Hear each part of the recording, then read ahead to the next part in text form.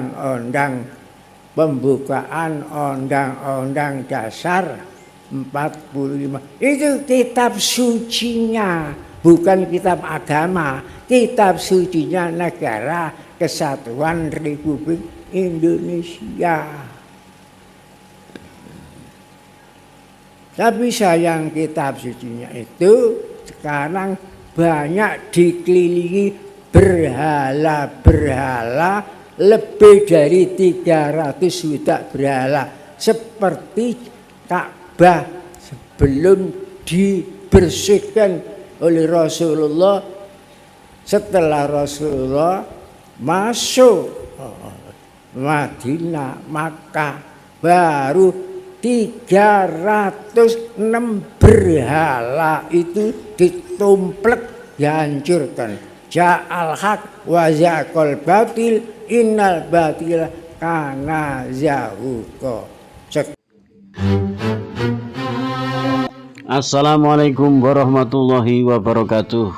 Bertemu dan kembali lagi bersama channel Tasawuf Nusantara, channel kajian-kajian tasawuf yang bersumber dari Mursyid Thariqah Siddiqiyah. Pada kesempatan kali ini beliau akan menyampaikan tausiahnya yang berjudul Kitab Suci Negara Kesatuan Republik Indonesia banyak dikelilingi berhala-berhala. Oleh sebab itu mari kita saksikan sampai habis videonya, jangan sampai gagal paham. Semoga bermanfaat dan selamat menyaksikan.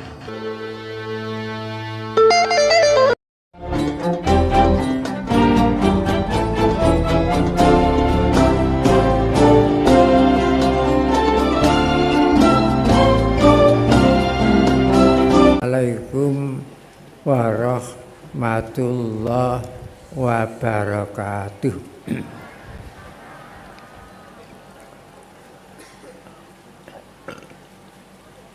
Bismillahirrahmanirrahim.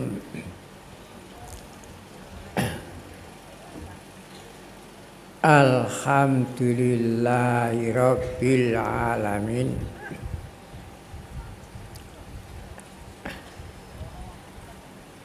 Wassalatu wassalamu ala asyrafil mursalin Sayyidina Muhammadin sallallahu alaihi wasallam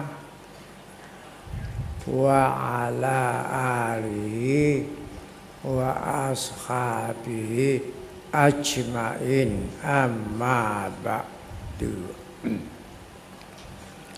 Hadirin wal hadirat, hamba-hamba Allah yang dimuliakan oleh Allah.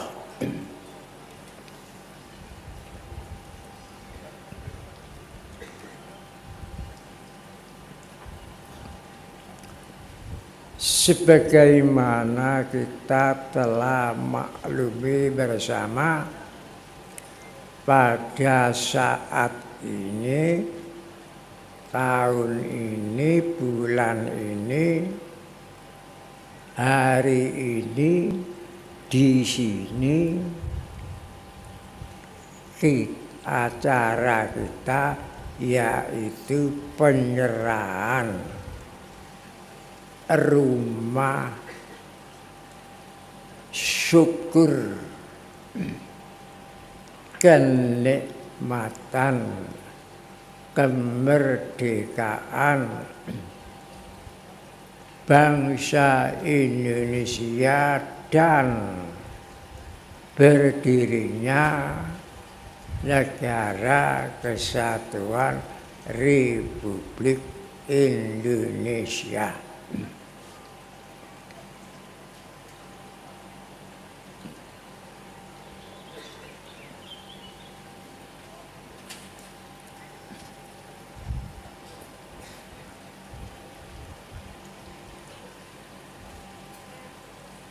Sebagaimana kita sebagai bangsa yang beradab,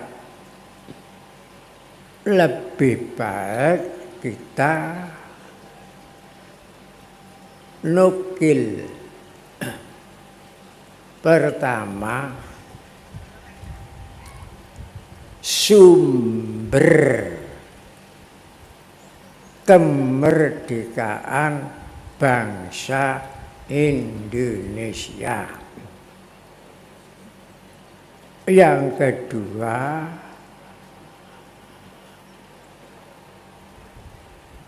menyampaikan proklamasi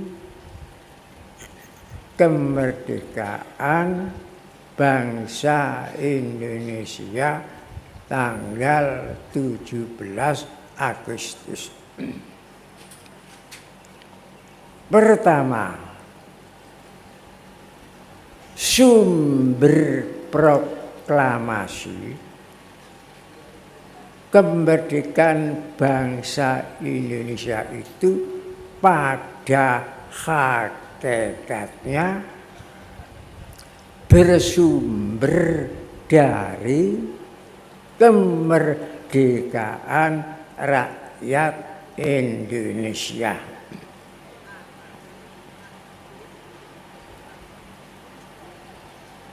Dan sumber kemerdekaan rakyat Indonesia itu diabadikan di dalam pembukaan Undang-Undang Dasar 45 alinea ketiga.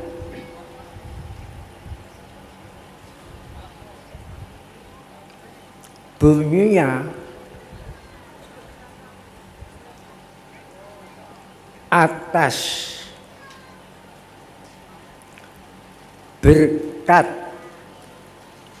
rahmat Allah yang Maha Kuasa dan didorongkan oleh keinginan luhur supaya berkehidupan kebangsaan yang bebas, maka rakyat Indonesia dengan ini menyatakan kemerdekaannya.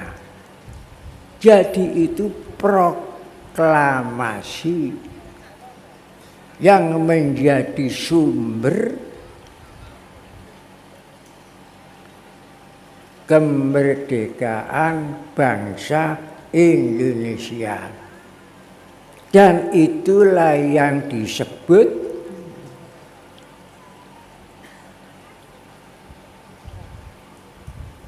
di dalam bukunya Bung Karno,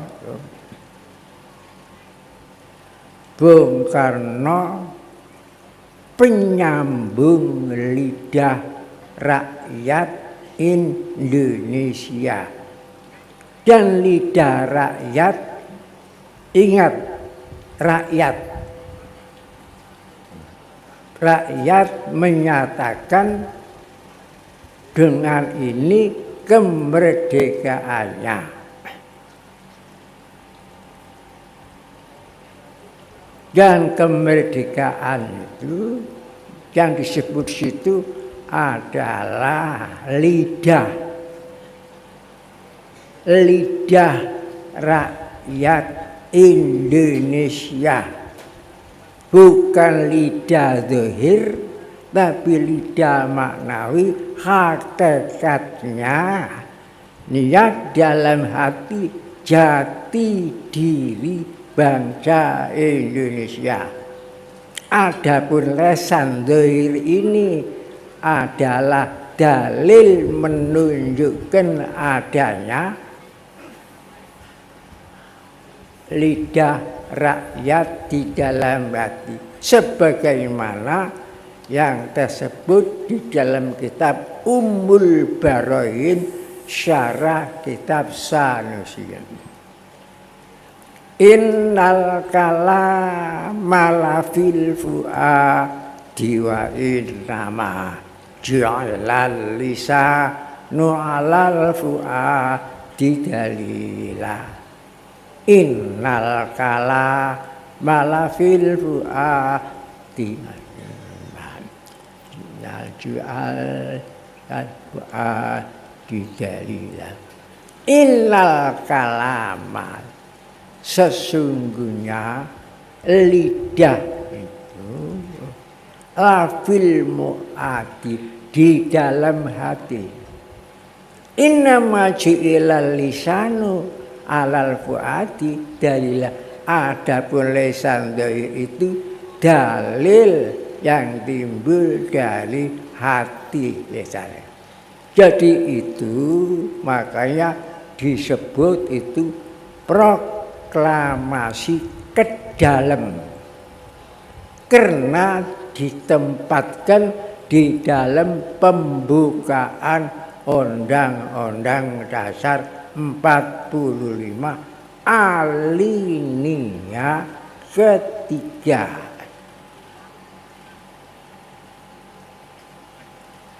Atas berkat rahmat Allah yang Maha Kuasa dan dengan didorongkan oleh keinginan luhur supaya berkehidupan kebangsaan ini yang bebas, maka rakyat Indonesia menyatakan, memproklamirkan,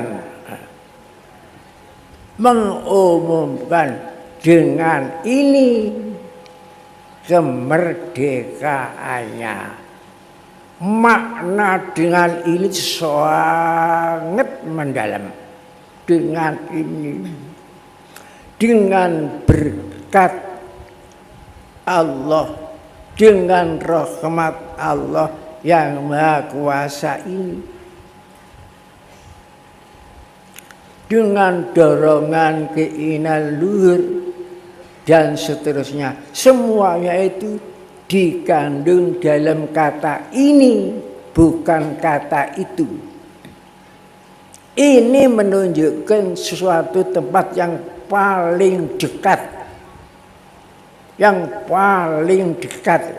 Kalau itu menunjukkan suatu tempat yang jauh, tapi ini dengan ini, bukan dengan itu. Apa yang paling dekat dengan diri kita itu? Jati diri bangsa Indonesia itu sendiri yang paling dekat. Kemudian tanggal 17 Agustus disambung. Lidah rakyat Indonesia itu disambung oleh penyambung lidah rakyat Indonesia, yaitu Bung Karno, Bung Hatta. Maka bunyinya sambungannya proklamasi. Kami bangsa Indonesia dengan ini menyatakan kemerdekaan Indonesia. Yaitu disambung keluar negeri, disambung lidah rakyat dari dalam negeri, disambung ke seluruh dunia. Hal-hal dan itu mulai berdiri negara, hal-hal mengenai pemindahan kekuasaan Indonesia. Ingatlah, pemindahan kekuasaan Indonesia bukan panitia persiapan kemerdekaan Indonesia, pemindahan PPKI, pemindahan kekuasaan Indonesia. kalau panitia persiapan kemerdekaan Indonesia itu dibentuk Jepang. Jumlah anggota 21. Bentukan Jepang, berbau Jepang. Tapi kalau panitia pemindahan, bukan persiapan, pemindahan kekuasaan Indonesia, itu yang membentuk Soekarno sendiri. Jumlah anggotanya 27. Dan dibentuk di dalam zaman kemerdekaan. Kalau panitia persiapan dibentuk Jepang di zaman Jepang, lain. Baca sendiri di dalam buku 3 jilid tebal yang dihimpun oleh Profesor Muhammad Yamin. Di situ nanti tahu jelas. Jadi perbedaan panitia persiapan kemerdekaan Indonesia dengan panitia pemindahan kekuasaan Indonesia. Jadi tanggal 17 Agustus itu, tanggal 17 Agustus itu lahirnya kemerdekaan bangsa Indonesia. Bukan lahirnya negara Republik Indonesia.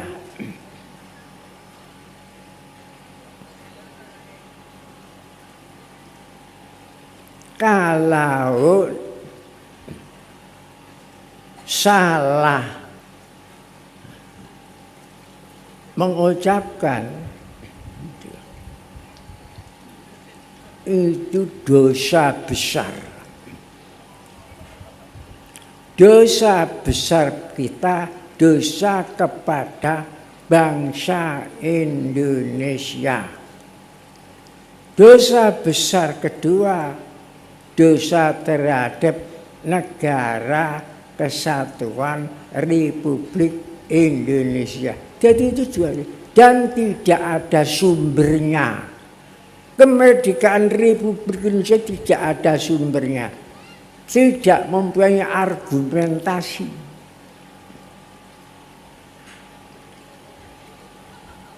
Pada tanggal 17 Agustus itu, makanya Amutohar diperintah oleh ajudan pertama Bung Karno karena lagu akte kelahiran kemerdekaan bangsa Indonesia. Maka Mutohar ngarang lagu akte kelahiran bangsa Indonesia biar tidak keliru. Maka 17 Agustus itu kemerdekaan bangsa Indonesia. Itu ada aktenya. Jangan lupa akan akte kelahirannya. Kemerdekaan bangsa Indonesia. Yang nyusun Mutohar.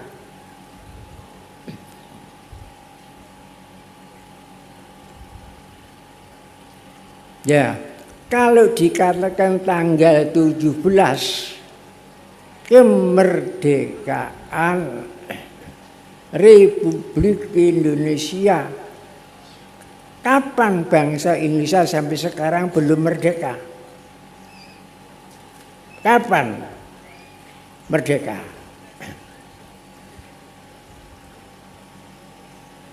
Belum merdeka sampai sekarang ini. Karena 17 Agustus itu yang merdeka itu Republik Indonesia, sedang Republik Indonesia itu dalam alinea keempat bentuk negara. Waktu itu negara belum ada presidennya, belum ada wakil presiden, belum ada angkatan darat, angkatan laut, walhasil belum ada sebenarnya.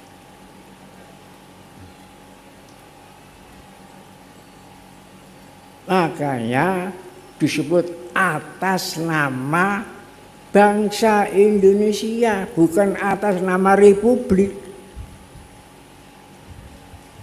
Soekarno-Hatta, bukan Presiden Soekarno, bukan Wakil Presiden Muhammad-Hatta. Memang belum ada presiden, belum ada negara, belum lahir.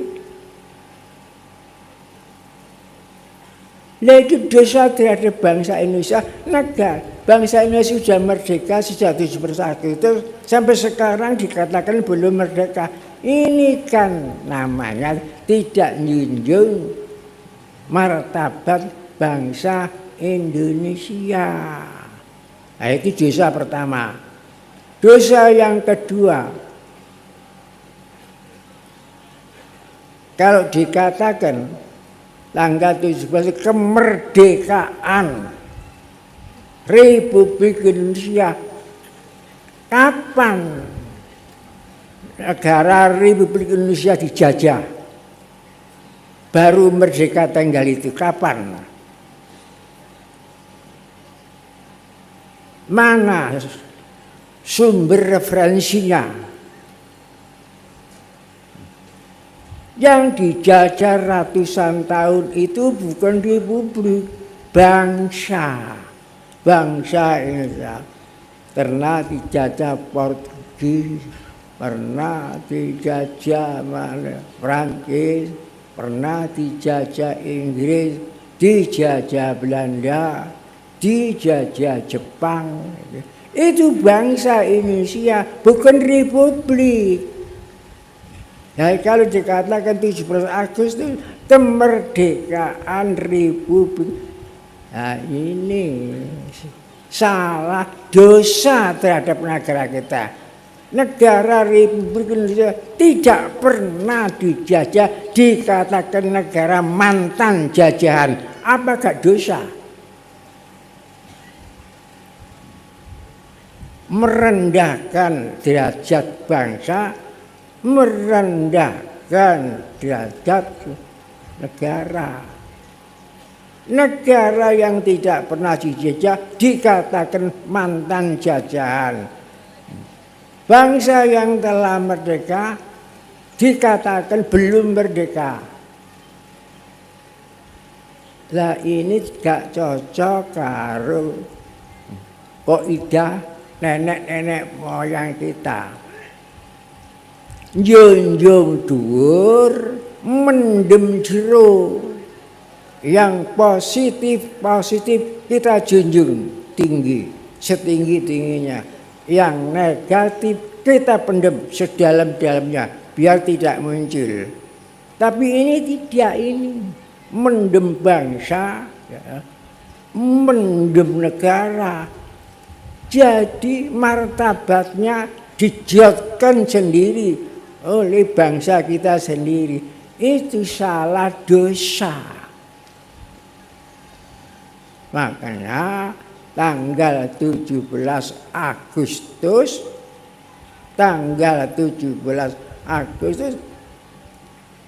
sumber kemerdekaan rakyat Indonesia itu disambung oleh R. Soekarno dan Muhammad Hatta ke luar negeri.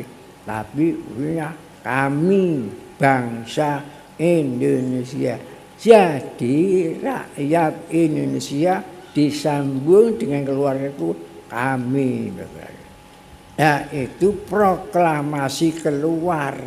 Diarani keluar maka tidak masuk di dalam kitab sucinya negara Indonesia, yaitu Undang-Undang Pembukaan Undang-Undang Dasar 45. Itu kitab sucinya, bukan kitab agama. Kitab sucinya Negara Kesatuan Republik Indonesia.